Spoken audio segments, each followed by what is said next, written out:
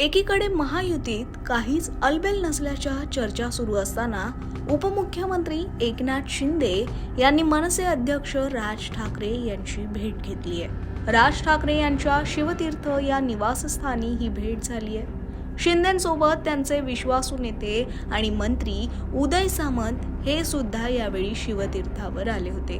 तसंच यावेळी मनसेचे नेते संदीप देशपांडे, अमेय खोपकर, अभिजित पानसे आणि राज ठाकरेंचे सुपुत्र अमित ठाकरे हे सुद्धा उपस्थित होते। राज ठाकरेंकडून स्नेहभोजनाचं आयोजन करण्यात आलं होतं। या निमित्तानंच ही भेट झाली असल्याचं सांगण्यात येते। काहीच दिवसांपूर्वी उपमुख्यमंत्री देवेंद्र फडणवीस यांनी सुद्धा राज ठाकरेंच्या निवासस्थानी जाऊन त्यांची भेट घेतली होती। तर दुसरीकडे शिवसेनेचे नेते उदय सामंत यांनीही गेल्या काही दिवसात 2 वेळा राज ठाकरेंची भेट घेतली आहे। तेव्हाही शिंदेंचा निरोप घेऊनच सामंत राज ठाकरेंच्या भेटीला गेले असावेत असा अंदाज वर्तवण्यात येत होता। तर आता खुद्द एकनाथ शिंदेच शिवतीर्थावर दाखल झाल्यानं चर्चांना उधाण आलंय। आगामी मुंबई महापालिका निवडणुकीच्या पार्श्वभूमीवर शिंदे आणि राज ठाकरे यांची ही भेट अतिशय महत्त्वाची मानली जाते। या भेटीनंतर शिंदेंनी माध्यमांना प्रतिक्रिया देताना या भेटीचं कारणही सांगितलंय। पाहूया। आज खरं म्हणजे राज ठाकरे साहेबांनी मला जेवणाचं निमंत्रण दिलं होतं आणि त्यासाठी मी आलो होतो। खरं म्हणजे गेले काही दिवसापासून म्हणजे निवडणुका झाल्यानंतर गेले 1-2 महिन्यापासूनच भेटायचं, जेवायला या, एकत्र जेवूया आणि गप्पा मारूया अशा प्रकारचं आमचं सुरू होतं। आणि त्यामुळे मी आज आलो। सदिच्छा भेट होती आणि स्नेहभोजनही झालं, गप्पा गोष्टी झाल्या, बाळासाहेबांच्या अनेक आठवणींना उजाळाही दिला। बाळासाहेबांचे अनुभव, राजसाहेबांचे अनुभव, आम्ही तसे एकत्र काम केलेले लोक आणि कार्यकर्ते बाळासाहेबांचे, आणि त्यामुळे अनेक जुन्या गोष्टी निघाल्या, जुन्या आठवणी निघाल्या आणि अनेक जुन्या घटना बाळासाहेबांच्या काळातल्या त्याच्यावरही बरीच चर्चा, गप्पा, आणि अशा गप्पांमध्ये एवढा वेळ कसा गेला तेही कळलं नाही। आणि त्यामुळे सदिच्छा भेट होती। मला वाटतं याचा राजकीय अर्थ काढण्याची काहीच आवश्यकता नाही। त्याचबरोबर आज सकाळी मी मुंबईतले सिमेंट कॉन्क्रीटचे रस्तेही पाहिले, त्या बाबतीतही राजसाहेबांनी विचारणा केली, कसं काम चाललेलं आहे, सरकारचं कसं चाललंय, मुंबईतले रस्त्यांची कामं कशी चालली आहे, आणि एकंदर काही विकासाच्या बाबतीत देखील चर्चा झाली। पण राजकीय चर्चा कुठलीच झाली नाही। गप्पा गोष्टींमध्ये आणि बाळासाहेबांच्या आठवणींना उजाळा देण्यामध्ये एवढा वेळ आमचा कसा गेला तो कळला। ही वस्तुस्थिती आहे। ही म्हणजे तुम्हाला तर ते काय, मला वाटतं विश्वास बसणार नाही, पण तुम्ही विश्वास ठेवा। आम्ही पण मोकळेपणाने बोलणारे लोक आहोत। मनात एक, पोटात एक, ओठात एक वाले आम्ही लोक नाही आहे। जे आहे ते स्ट्रेट फॉरवर्ड आहे। आणि म्हणून या काळामध्ये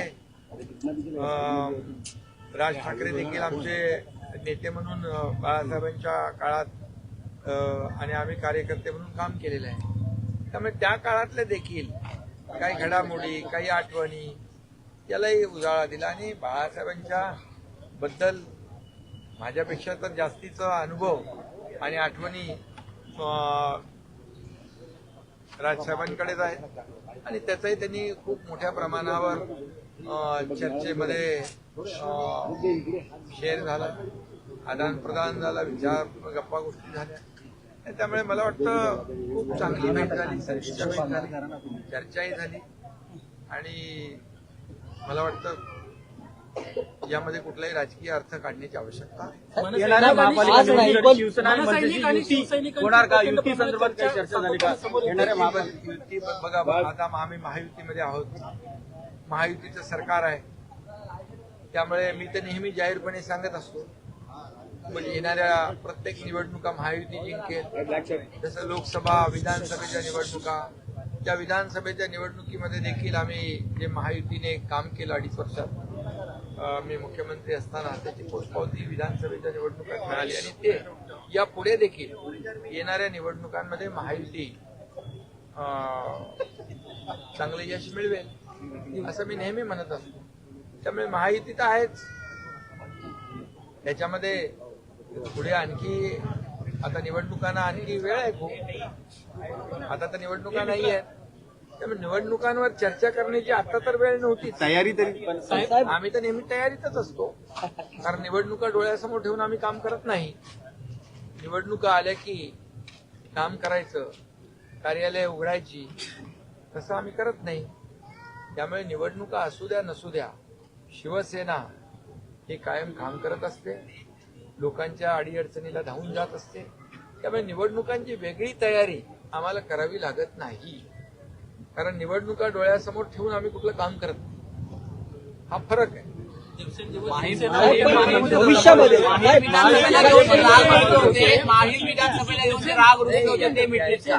याच्यामध्ये एकच सांगतो तुम्हाला, आता तरी निवडणुका नाही जवळपास.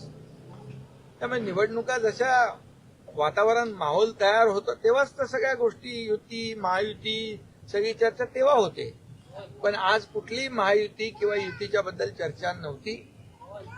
केवळ आणि केवळ ही सदिच्छा भेट होती, जेवणाचं निमंत्रण होतं, स्नेहभोजनाची सदिच्छा भेट होती आणि बाळासाहेबांच्या आठवणी. मी पुन्हा एकदा सांगतो की एवढ्या मनमोकळेपणाने त्या आठवणींना उजाळा दिला की खरंच आम्ही पुन्हा त्या काळात गेलो. त्यामुळे काही लपून ठेवण्याचं काही कारणच नाही तुमच्यापासून. अरे तुम्ही काही म्हणजे तुम्ही वारंवार तुम्ही एकच प्रश्न विचारला तरी सुद्धा वेगवेगळ्या पद्धतीने, तरी उत्तर माझं एकच आहे. कारण तुम्हाला सांगतो मी की जी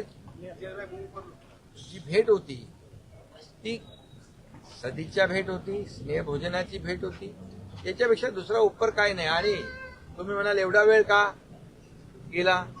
बाळासाहेबांच्या ज्या जुन्या आठवणी, बाळासाहेबांच्या बरोबर केलेलं काम, त्या काळात घडलेल्या घटना, या सगळ्यांना उजाळा दिला अगदी मनमोकळेपणाने.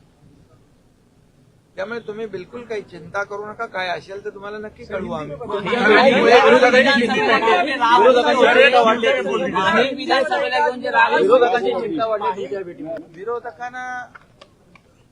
विरोधकांना चिंता करण्याचं काय कारण आहे?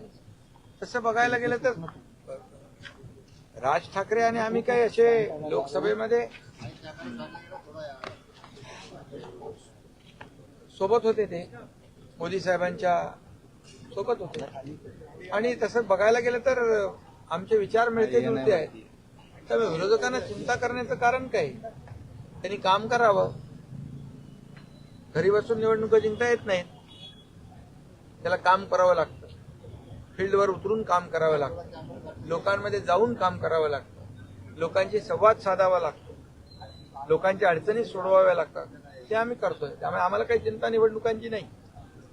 काम करणाऱ्या माणसाला निवडणुकांची चिंता नसते. कधीही निवडणुका लागल्या तरी सुद्धा आम्ही तयार आहोत. माहीम विधानसभा मतदारसंघाची ज्यावेळेस निवडणूक झाली त्यावेळेस कुठेतरी थोडीशी नाराजी कुठली काही आठवण जुनी निवडणुकीची आज नव्हती. फक्त केवळ आणि केवळ बाळासाहेबांच्या आठवणी आणि शिवसेनेच्या आपल्या पक्षातल्या ज्या काही घडामोडी घडल्या त्याच्यावर गप्पा, दुसरं काही नाही.